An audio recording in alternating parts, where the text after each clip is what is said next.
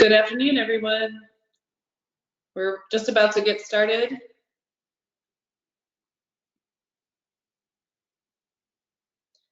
So welcome to today's webinar, and thank you for joining us. My name is Dr. Emily Durender. I'm the Chief Scientific Officer of Obthera, and I'm also the co-chair of Live Smart Texas. And today's webinar is hosted by the Michael and Susan Dell Center for Healthy Living at the UT Health School of Public Health in Austin in partnership with Live Smart Texas. Before we get started, I just wanted to make some housekeeping announcements. So first, this webinar is being recorded and will be archived along with the presentation slides on our website at it's msdcenter.org. And you can find that link in the chat as well later. And if you have any questions during the presentation, please enter them in your questions box, and we will have time for Q&A at the end of the presentation. I'm excited to introduce our speaker today, joining us from Texas Christian University, Dr. Debbie Rhea, who will be speaking to us about the importance of recess and outdoor play. Dr. Rhea is a professor of kinesiology and the creator and the founding director of the LiiNK Project at Texas Christian University. Dr. Rhea has been an educator for the past 42 years, and the first 11 years in K-12 physical education, and the last 31 years at the university level preparing physical education teachers and researching children through physical activity and play. She is an author, a researcher, a motivational speaker, an educational consultant, and a behavior change trainer.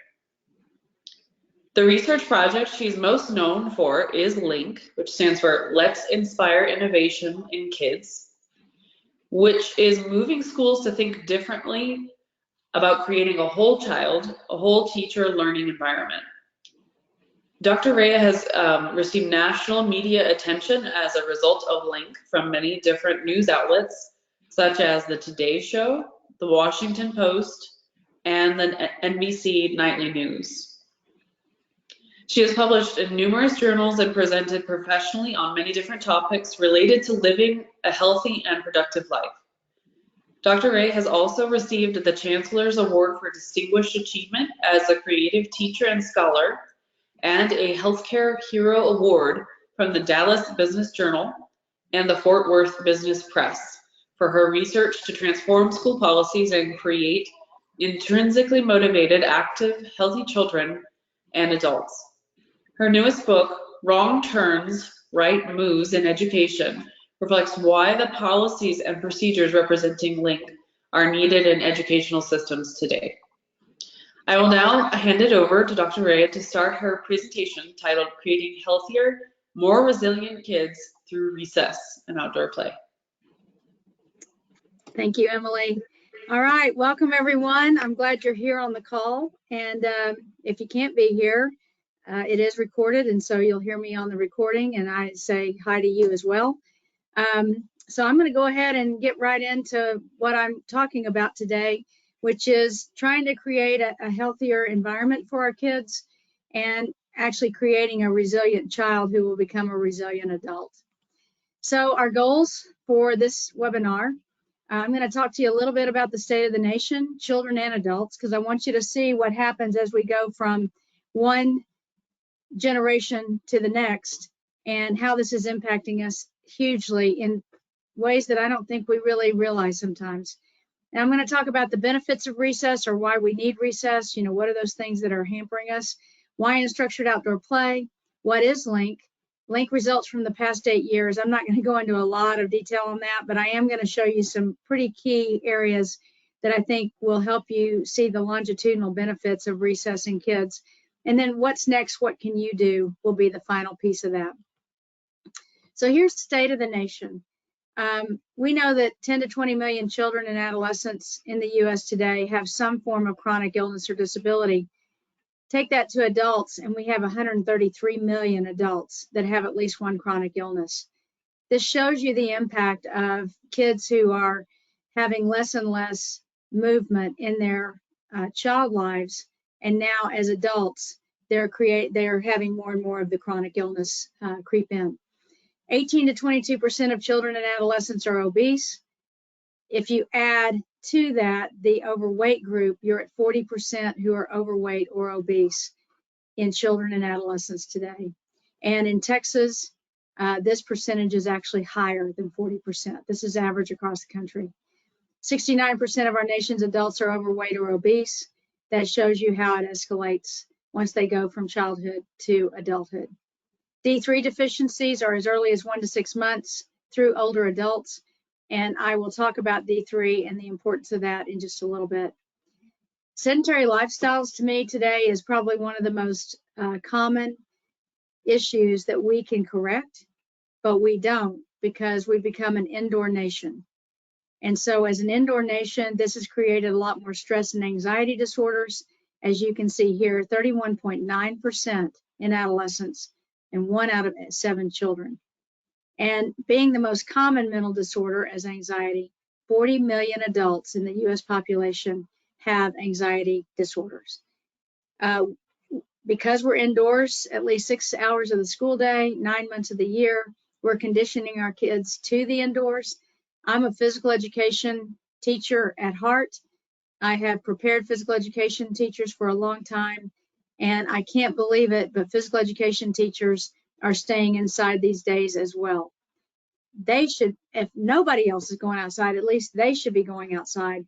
And if you're on here today as a physical education teacher, take me to heart on this. We need to be taking these kids outside as much as possible, and you're going to get the information on why that's important in just a few minutes.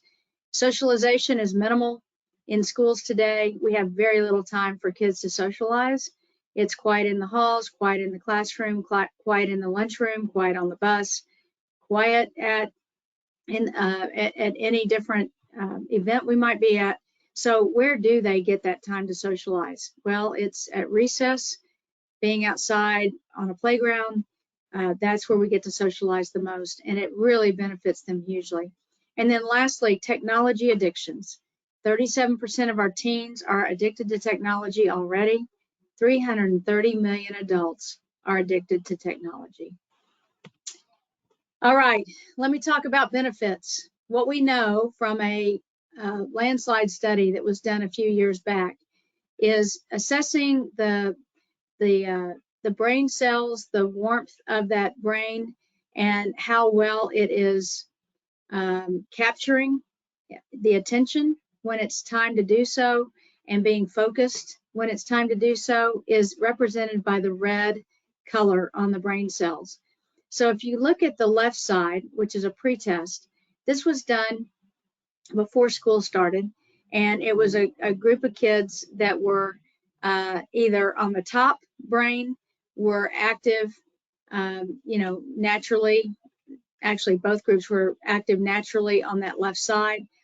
But when they started the year, 9 months later, the top left group was doing at least 30 to 45 minutes of activity a day. The bottom left group was doing less than 15 minutes a day. So they were basically sedentary.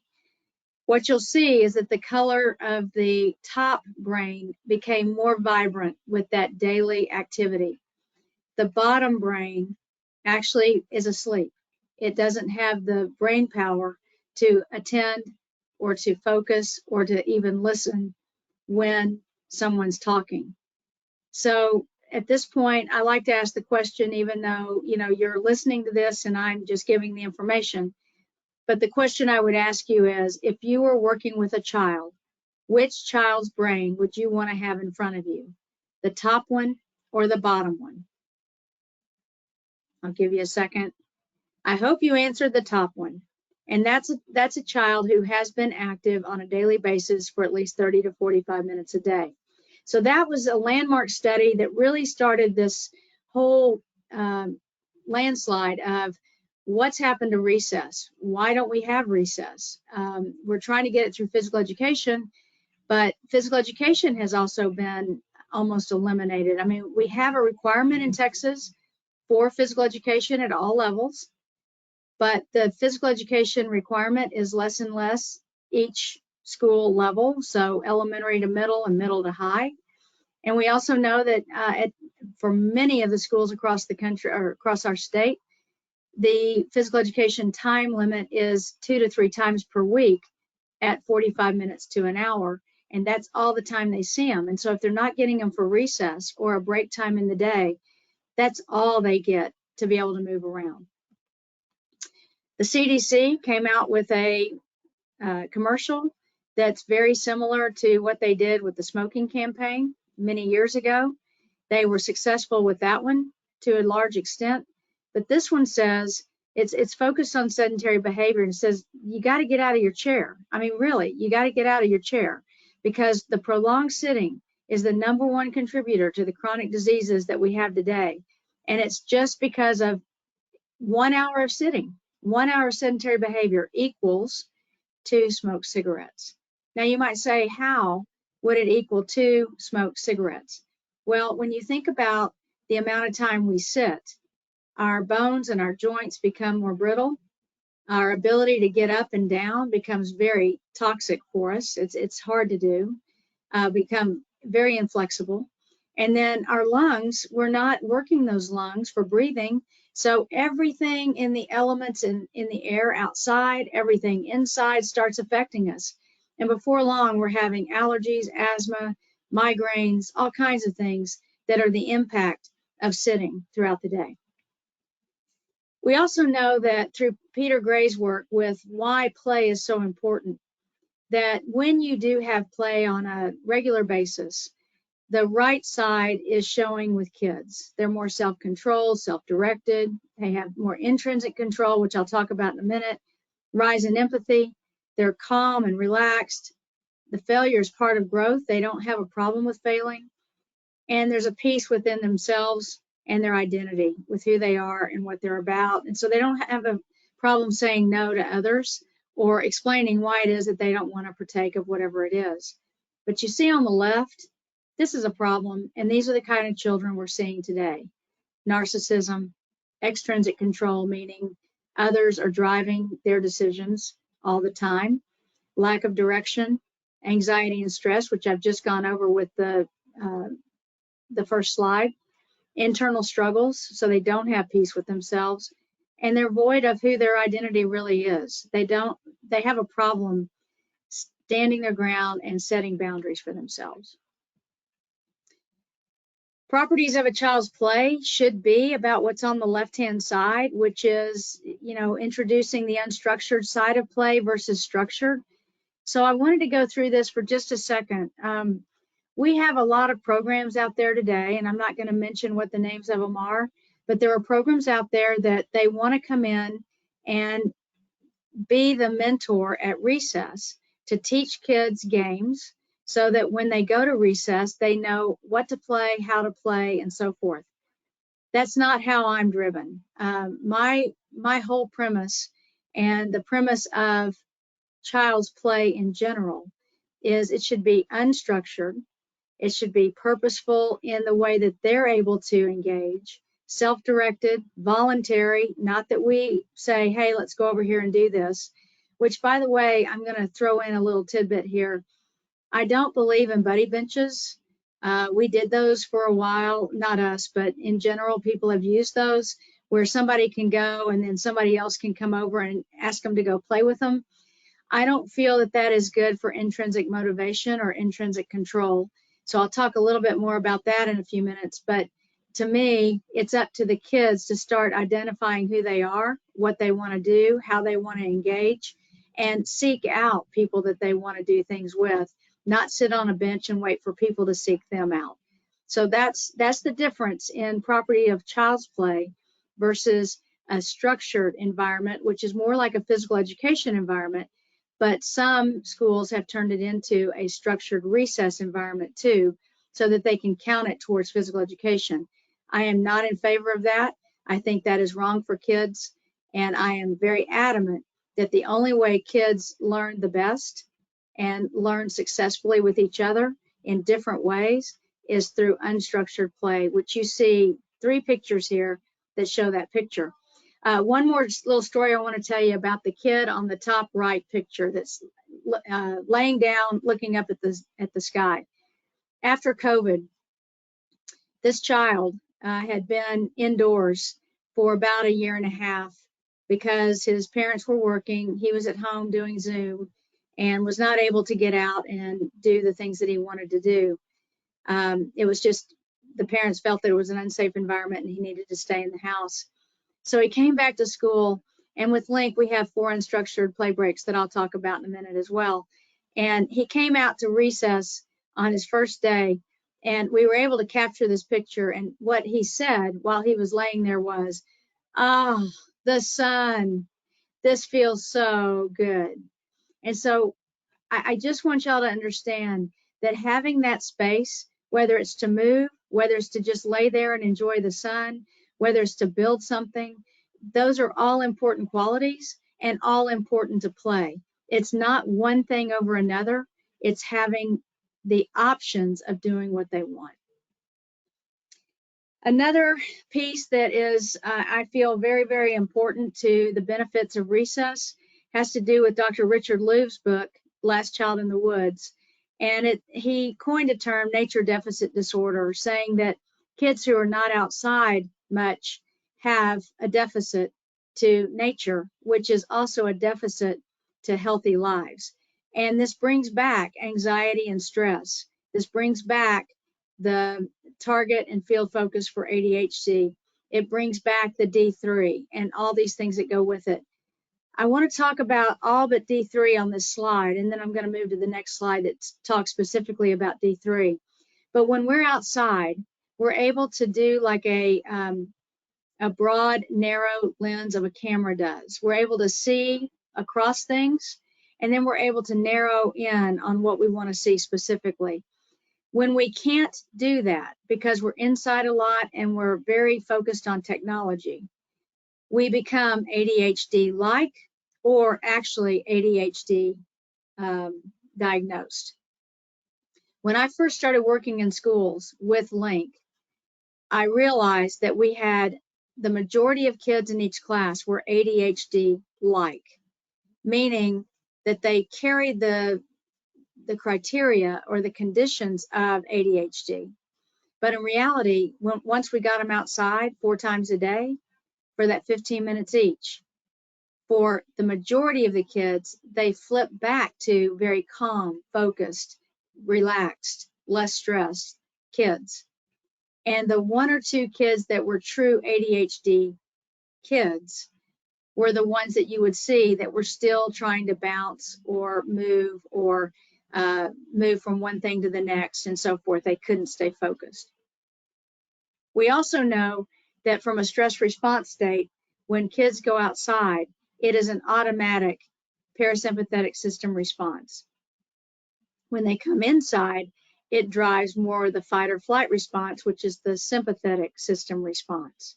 We want to see them become more stress-free and more relaxed.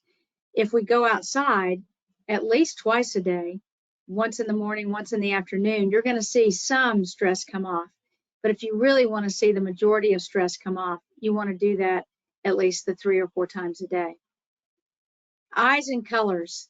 We know now that our kids, especially since they've been on technology so much and indoors so much, their eyes are not as clear and focused as they should be. We have kids at earlier and earlier ages, actually a large percentage, who are having to wear glasses now at a very early age.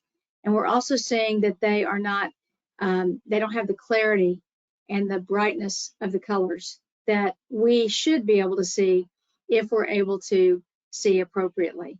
And last, one of the biggest myths out there is that when weather changes dramatically, then, hey, it's time to get sick. And that's not the truth. That is a myth. What is happening is that our immune systems are lowered because we're not outdoors. We're not taking in the immune system responses we should from the outdoors. And as a result, when we do have the opportunity to go outdoors, to go to our car or wherever we're to our house or wherever we're going, that air is not something that feels comfortable to us. It feels foreign.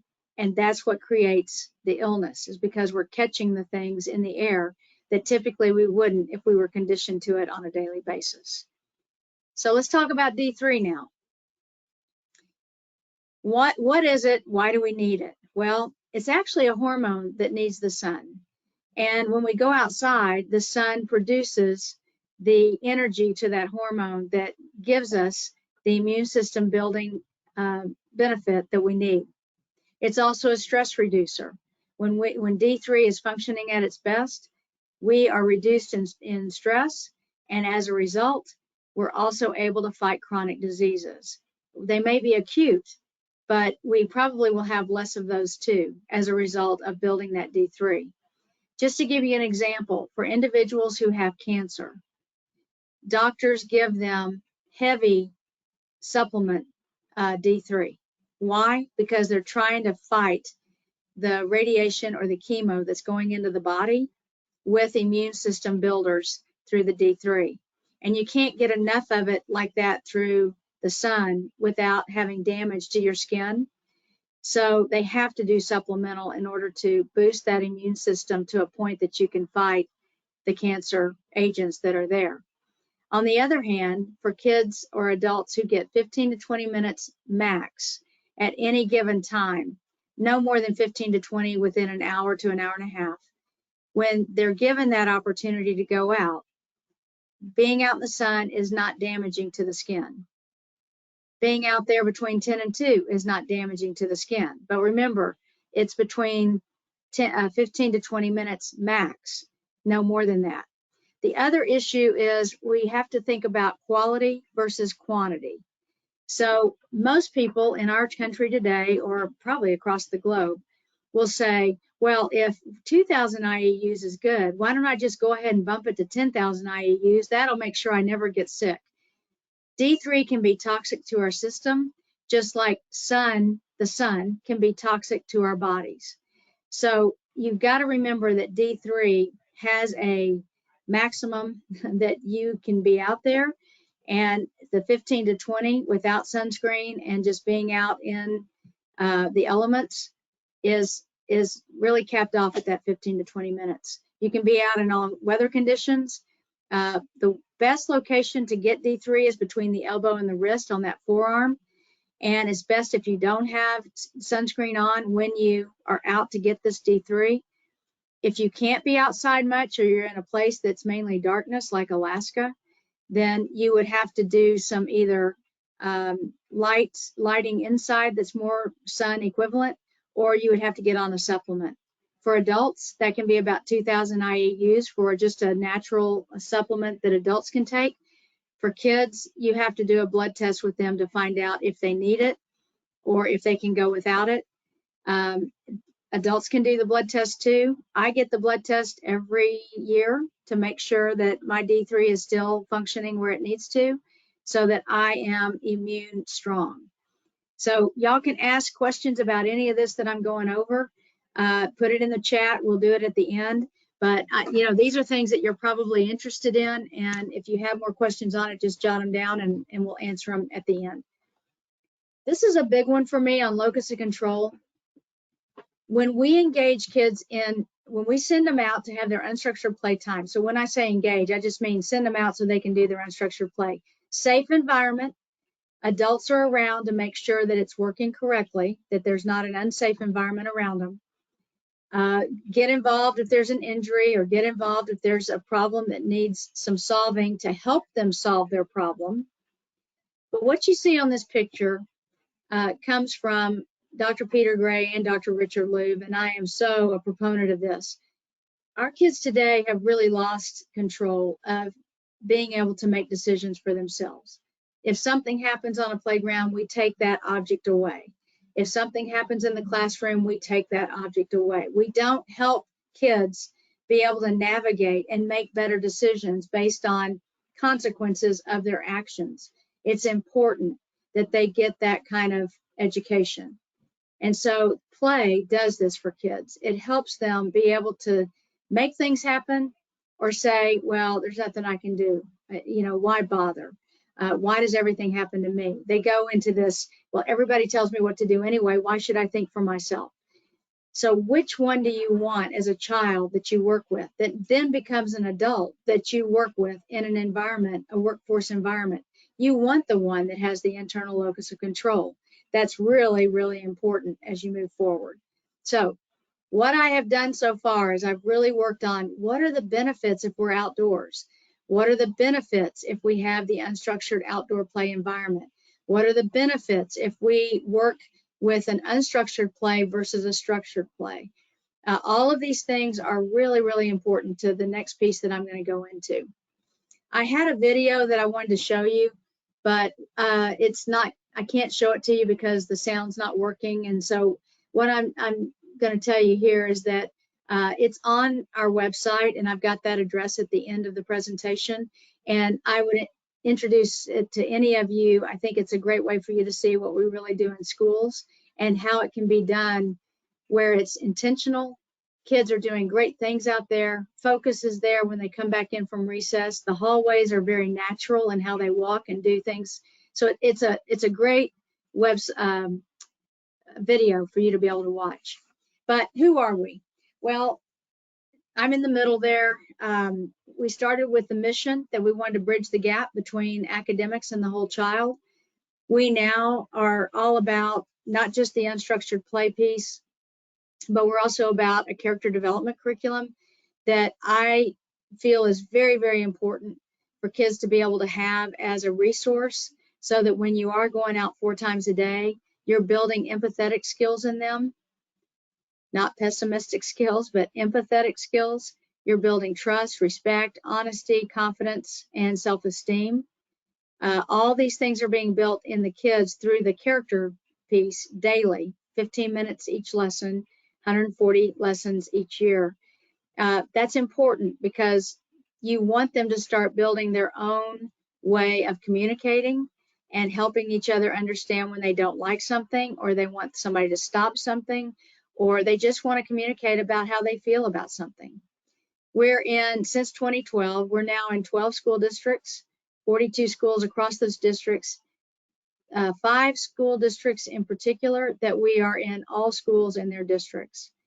And we're in Texas, Oklahoma, and Michigan, and we're in talks right now with schools in North Carolina, Ohio,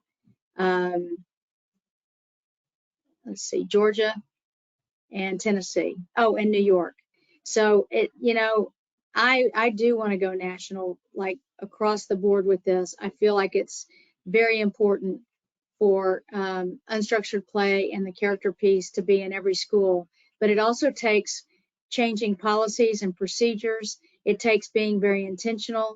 I have to do 3 days of training with teachers and administrators to help them understand how do we shift gears from what we've been doing all these years to this new way of thinking and feeling and being part of a child's life. And then we've added another component, which is, if any of you have heard of it, a lot of counselors hear of this, is trust-based relational intervention, TBRI. That intervention is part of our Child Development Institute right here on TCU's campus. It's the Karen Purvis Child Development Institute. And so we have bridged with them to help counselors, teachers of all types, administrators to understand how to work with kids in that kind of mode as well. So children who have become very red, which means they're angry, they're aggressive, they're having trouble with their own internal struggles of, I don't understand why this is happening. And then they have this PTSD type moment. How do we deal with them in a classroom, on the playground, when we're working with them after they've gotten in trouble or whatever it may be? So we've added that component to LiiNK as well. So that's who we are in a nutshell. What I'm going to be talking about moving forward here is that we have studied children across these districts, across different types of districts. Rural in Oklahoma, we have 2 rural school districts there that are doing awesome. And they've been doing this since 2014, 2015. And all we do is just go out and smile and watch them do their thing, and they're just doing great. We also rolled it out in urban schools. We rolled it out in rural schools and in suburban schools. But what you're going to see in these results coming up is that the LiiNK schools have 60 minutes of outdoor and structured play daily. It's not removed for punishment or tutoring. They go out and play no matter what. And they have that character lesson daily, 15 minutes each. The control schools had anywhere from 15 to 30 minutes daily. So I will tell you when it's 15 versus 30. They typically don't go out when it's less than 40 degrees outside. For LiiNK, we say they go out between 13 degrees and 103, and that's the field temperature. And then tutoring, discipline issues, they usually will withhold in control schools for those things. Now, in some of our schools, 30 minutes of recess was to give them something until they became a LiiNK school. And so for that, they would not remove for punishment or tutoring either, even if they had 2 15-minute recesses. What's a LiiNK break? A LiiNK break is an unstructured outdoor play break. The reason I'm putting it to you like this is because you should be doing LiiNK breaks too. Not just kids, not just educators. Our workforce should be doing LiiNK breaks.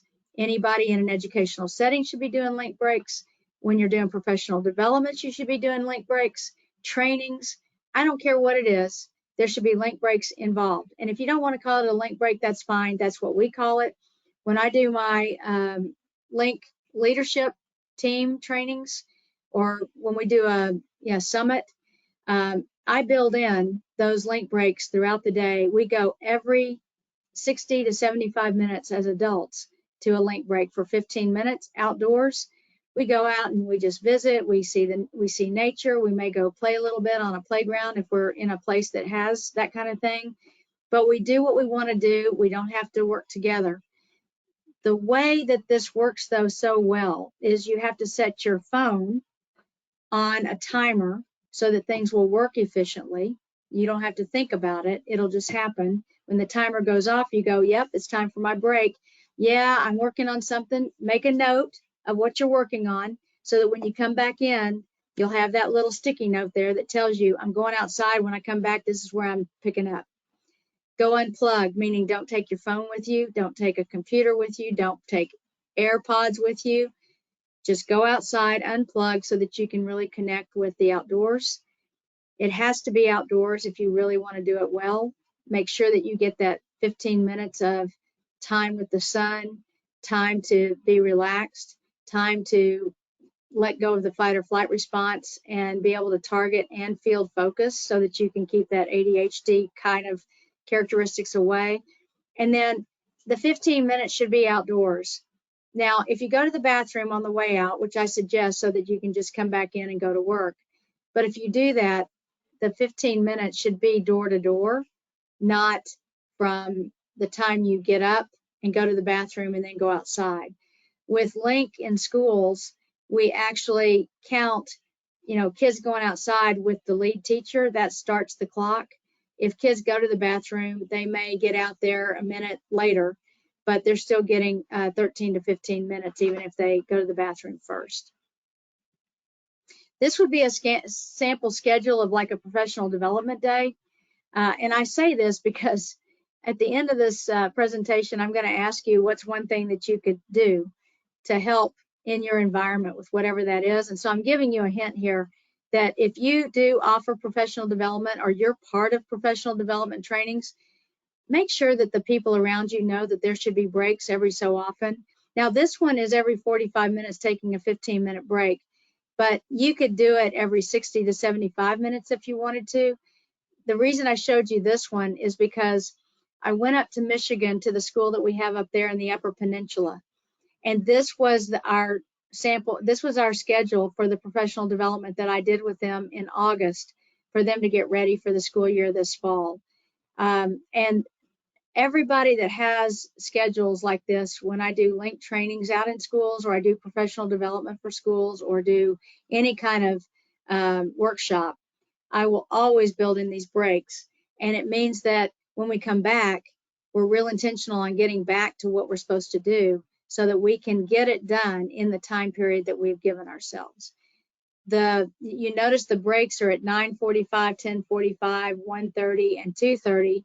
And you see that this is how I would synchronize my phone with the group that I'm working with, because I like to hear the symphony of music.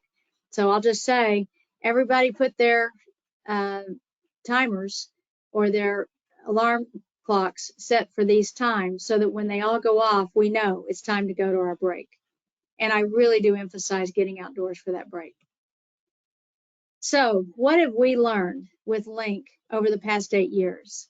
We've learned that kids learn how to learn. And what I want you to see here is that the kids on the left are from 1910. These are kids on the right from one of our schools here, in the Texas area in 2022. Do you see much difference in how kids are learning then and how they're learning today? This is important. I mean, this is hugely important. Teachers cannot teach kids how to learn. This is something they learn on the playground, and it's learned through play. It's so important that you get this information and be able to show it to others if it's important for you to be able to share. Another thing that I had noticed when we first started was off-task behaviors and the social skill issues. And so from 2014 to the present, we have used an observation tool that we actually derived ourselves and have tested over the years, trained people on it. We have a 95% effective rate, reliability rate between our different observers. And what it does is it looks at off-task behaviors that are fidgety behaviors, getting up and moving around, talking to one another when they are off topic, and staring into space or going to sleep.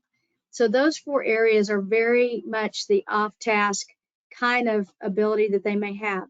We also have one that's called on-task, but has an off-task type of motion to it. So they might be walking around the room, but still listening. And so they're on task, but they may be walking around while they're on task. What we found that off-task behaviors where they truly are off task, on average drops 40% the first year that they have 4 unstructured play breaks a day. The 20-minute group doesn't change more than 5 to 10% if they're given 20 minutes throughout the week. The problem is that a lot of times they don't get that one recess, but maybe 1 or 2 times a week because they've been punished or they have to leave for tutoring. And believe you me, the ones that need it the most are the ones that have it the least. And that's a real problem. We've also found that from gender and grade level differences, there are none. Kids need recess. They need play. They need unstructured play. And when they have that, there are no differences among the kids. These kids are thriving in this environment. Creativity is improved through the multiple recesses. They have much more ability to be creative than they do with 20 minutes or less. Empathy definitely increases and bullying decreases. And we're using a tool from a place called CellWeb to be able to show this kind of information for us as a result of what we know the kids are doing. And then socialization is improved between the students in intervention schools. And here's how we know this. When 2 kids are in conflict, they may come to the teacher at the first of the year and ask to have help to be able to navigate it. But by the end of the year, they are actually working with their problems themselves and coming to an agreement on what that should be. Injuries actually come down as well. We see that there are very few injuries on the playground when kids start navigating, and I'll show you some slides about that in a minute. Positive emotions, you'll see in intervention schools that they're at 91, 90%, 91% for the female and male group of intervention versus 55, only 55.5% of the males are giving positive emotions on the playground versus 79% of the females. These are both significantly different in both groups of gender. And then the not positive is just giving the reflection of the opposite. Attentional focus, we use an attentional fatigue dual paradigm test.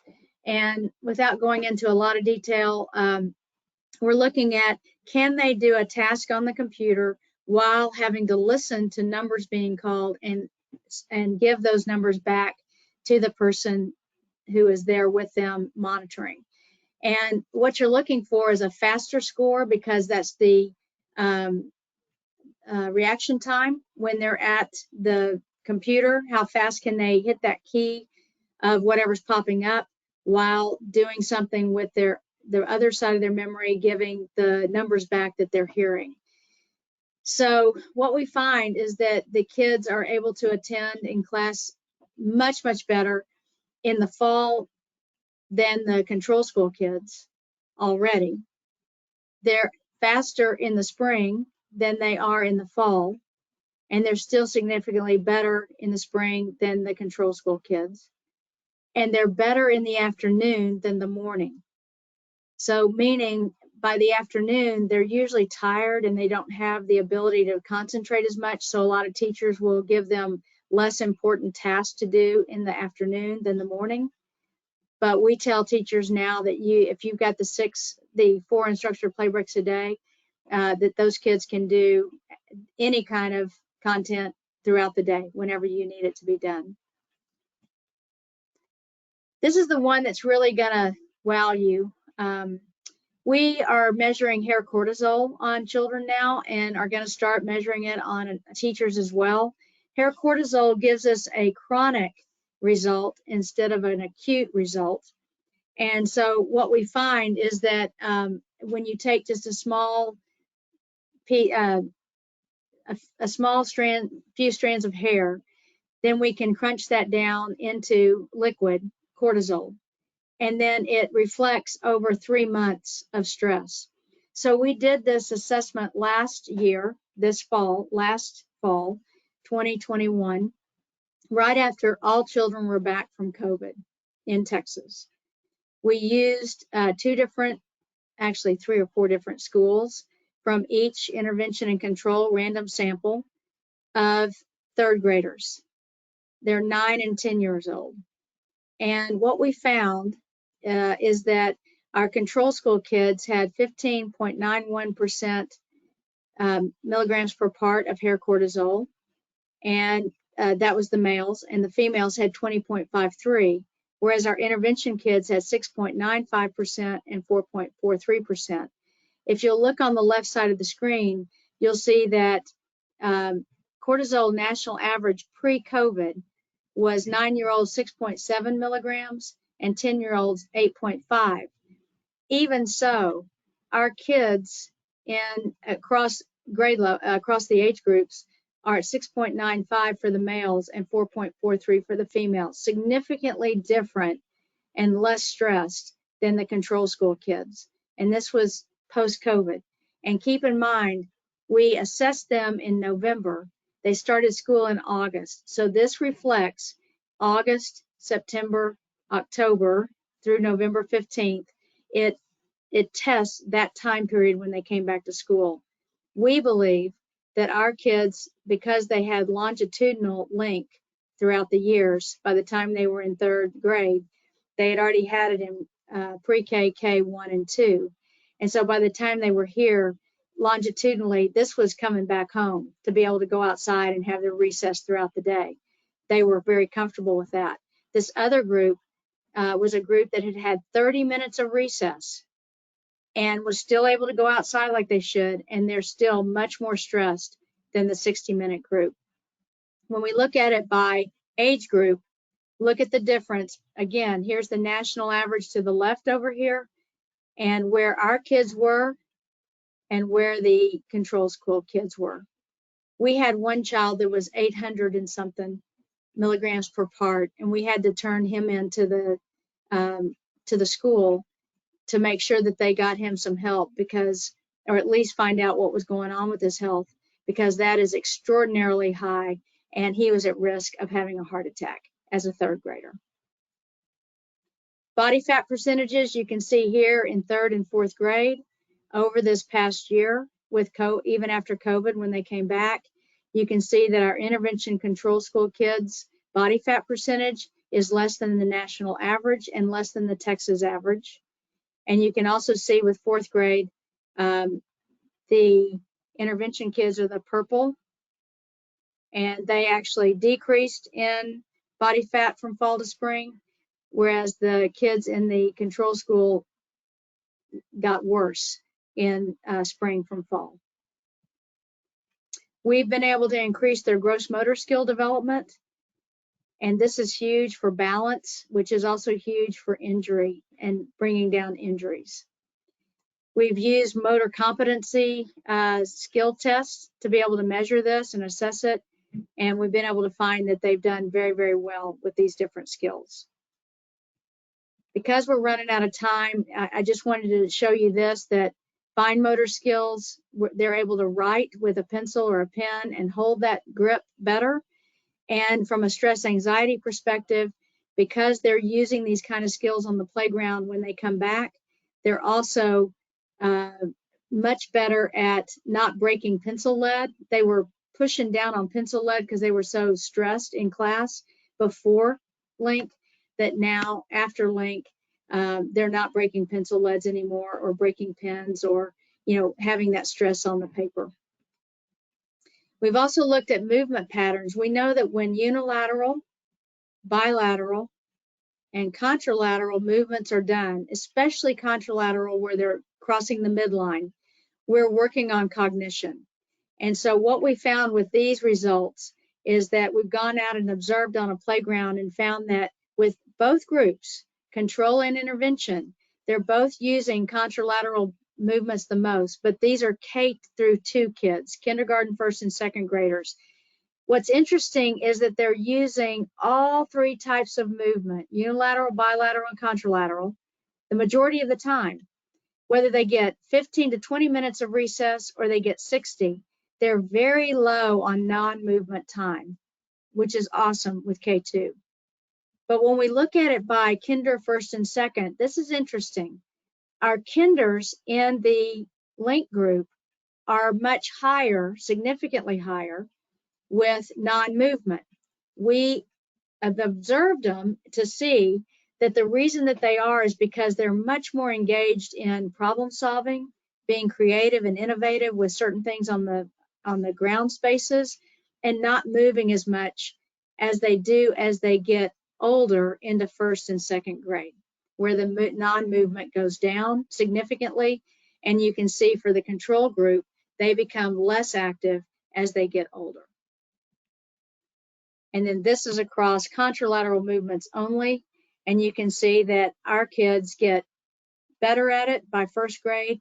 They use it a little less at second, but they're significantly using it more than the second grade control group. And keep in mind, this is where cognition really is developed, is through this neurological patterning that takes place through contralateral movements. You can see this slide at another time, but it's just kind of summarizing what I've just talked about. I wanted to show you this too, as far as recess policies. If you were to try to think about a recess policy somewhere in what you do, you want to have unstructured outdoor play in the language. You want to have at least 15 minutes, at least twice daily. Don't remove it for punishment or tutoring. I would say push for having recess count as content minutes. We only see that in 1 or 2 states across the country right now, but it would be beneficial to see that in what we do in schools. And then they should be separate from physical education minutes. They should not be the same. Loose parts needs to be on playgrounds, even if you're in open spaces, or even if you have equipment, it's still good to have loose parts for kids. And then the last slide for you before I go into questions is, what is one thing you, your school, or your workplace can do right now to bring play breaks into the day in what you do? So start early, never quit, start later, stay with it.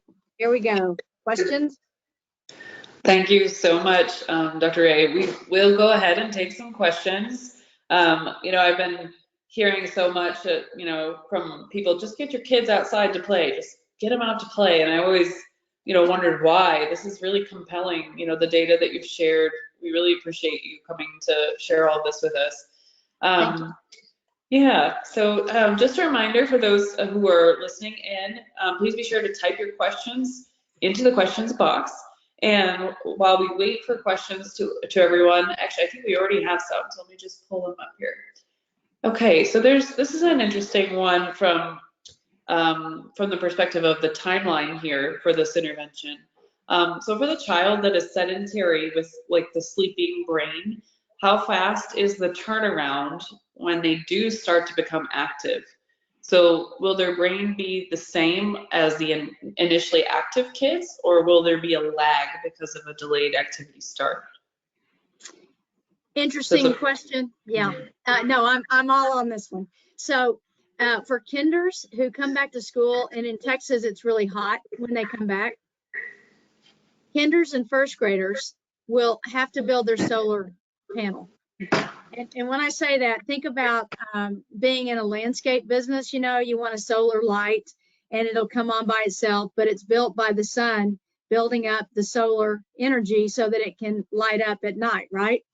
So with our bodies, it's the same way. Our bodies, if they're not conditioned to play, will need time to build up the solar piece. So when they're going in and out, they become more tired throughout the day than being more energized until that solar piece is built, okay? So for them, the brain is still going to want to sleep a little bit more in the afternoon than the morning when they're that young, because they're not conditioned to it. For kids who have had a lot of play, it would be a different story for them. But it still doesn't take more than 2 or 3 weeks. And then they're off and running and they're just as energized in the afternoon as morning. But it takes that amount of time to get that in place. For the older kids, it can be a whole lot less time, maybe 3 or 4 days. And some kids, they may come out and say, I don't know what to do. I don't know what to do out here. I don't know how to play. And I don't engage them, and I don't want the teachers to engage them. Just say, well, if you don't have nothing to do, don't do anything. Well, it's amazing how fast they turn that around and start finding things to do. And it's not trouble, it's just finding things to do that other kids are doing. I see. Interesting. So it sounds like in general, it takes a little bit of time, but they can kind of bounce back. Yeah. Okay. So if people get at least 30 to 45 minutes of activity per day, will that reverse the effect of sitting all day? That's another question. So let me say this.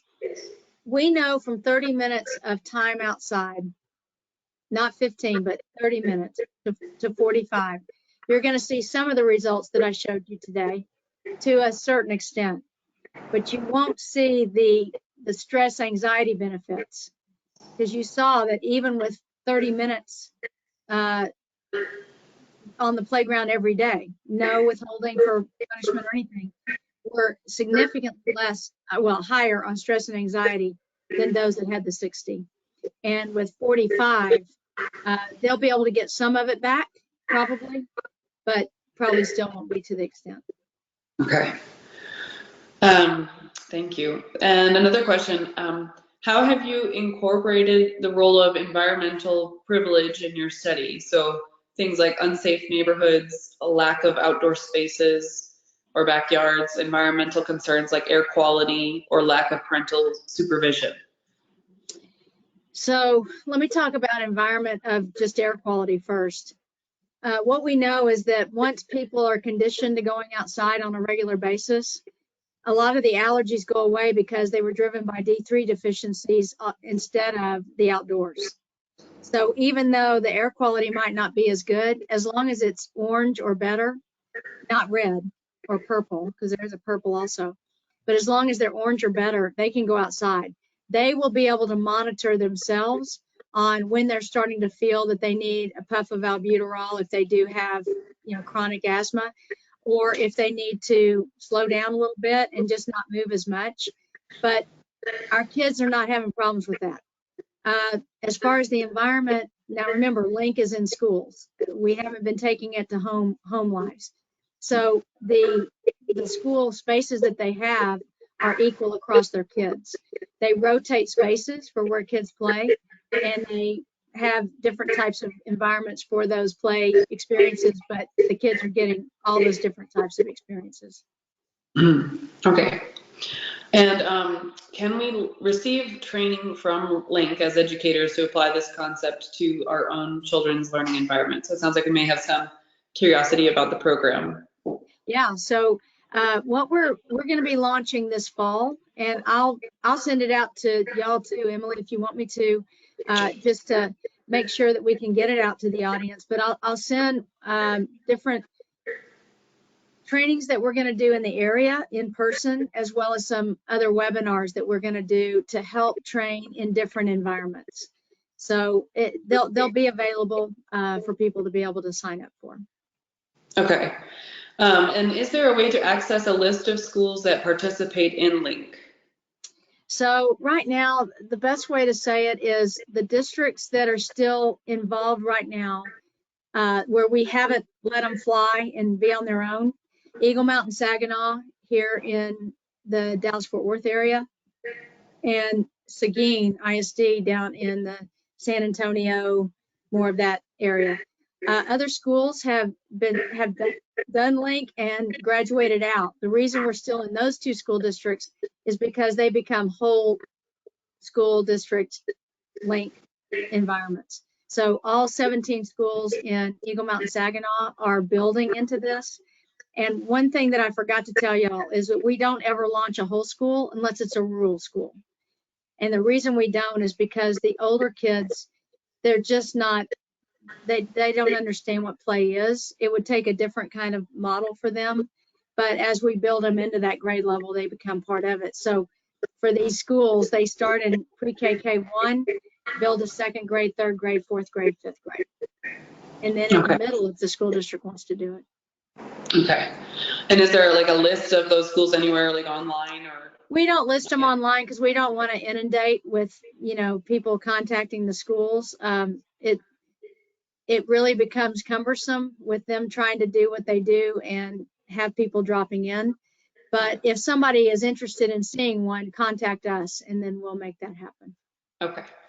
Last question quickly. If a child wants to play sports all the time during unstructured play, are they still engaged in unstructured play? No. No. Okay. Unstructured play is where you don't have rules and regulations surrounding it. Now, they can have their own rules, but if it becomes team on team, it's no longer unstructured. So that becomes competitive and much more, team directed. Whereas when it's collaborative or cooperative and outside and working in, they're still, they may be playing together, but it's tag or climbing trees or going out on equipment or playing some game that nobody can even figure out what it is. That's a whole different ball game. But we don't allow balls on the playground when they are doing specifically LiiNK protocols. Once they branch off from us, if they decide they want to put balls back on the playground, they can. But that's not something that we typically put out there to them. Okay. Interesting. Thank you. So it does look like we are running out of time, but thank you everyone for attending today's webinar. We appreciate you being here. And remember, this webinar will be archived on our website, and so you'll be able to find it at msdcenter.org. And thanks again for joining us today, and we'll see you next time. And thank you, Dr. Rhea. Thank you. All right.